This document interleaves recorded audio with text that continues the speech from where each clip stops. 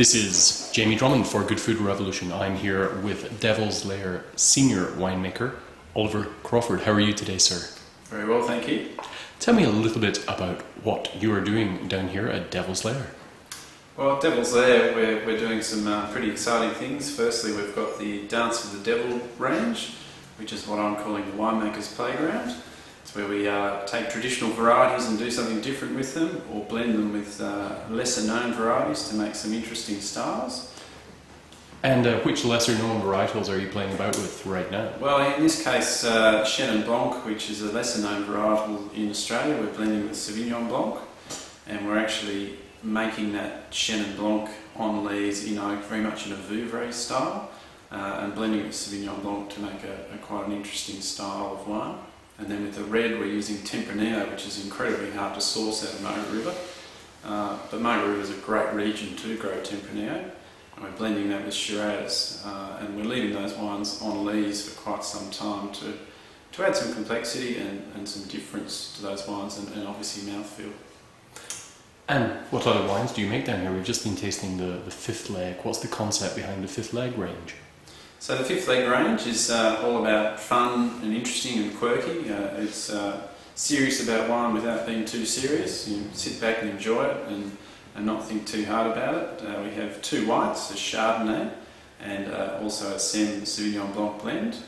And then we have a Rosé and a red, which is Shiraz Merlot Cabernet. Those wines are all about enjoying, pretty much as soon as you buy them in the year we make them.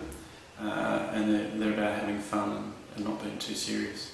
Now, speaking about wines that are made for the short haul, let's speak a little about your flagship wines and the wines that are definitely in there for the long haul. Yeah, so we have our flagship range, which is our Devil's Lair range, I guess. The Chardonnay, which is 100% estate fruit. That fruit is all hand-picked and whole bunch pressed, and then it's fermented in oak, of which about 50% is new. It's all French oak, and then it's left on lees for about 9 months. And malolactic fermentation is not encouraged, but we don't discourage it either. If it goes through, it goes through. So that's about making a very premium Chardonnay, and I guess ultimately it's what we're recognised for in Australia, our Devil's Lair Chardonnay, and it's what Margaret River is recognised for as well. Along with the Devil's Lair Cabernet, which is also another variety that Margaret River is very well recognised for.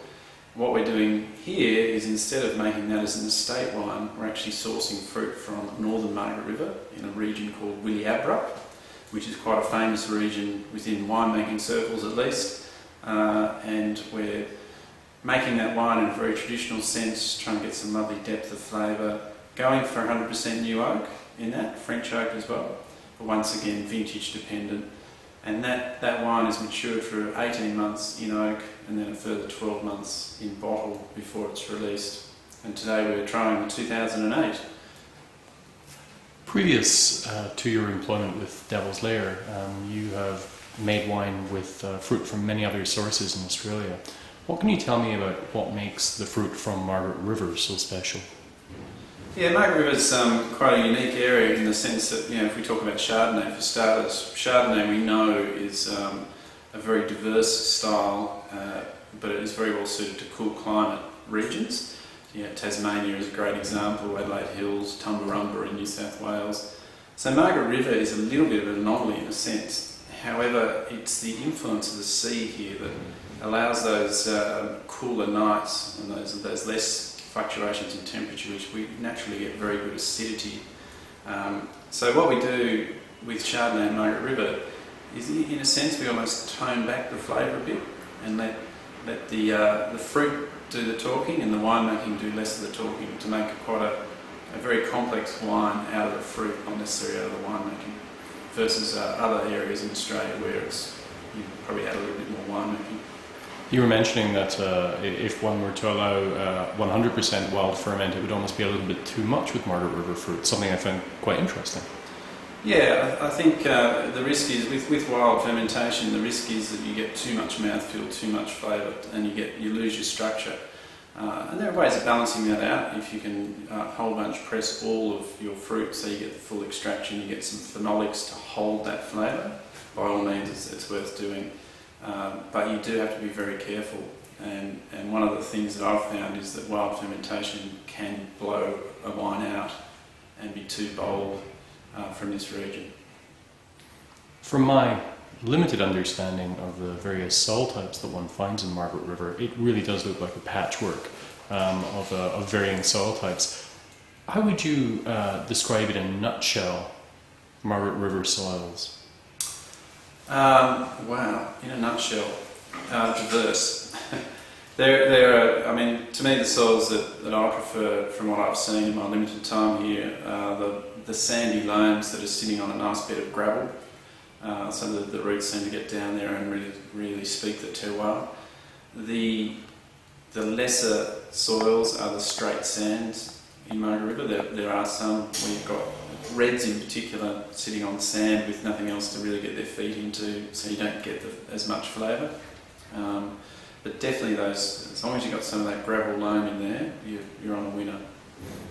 If we were to think of the whole concept of the new Australia when it comes to wines, where do you feel Margaret River fits into that philosophy?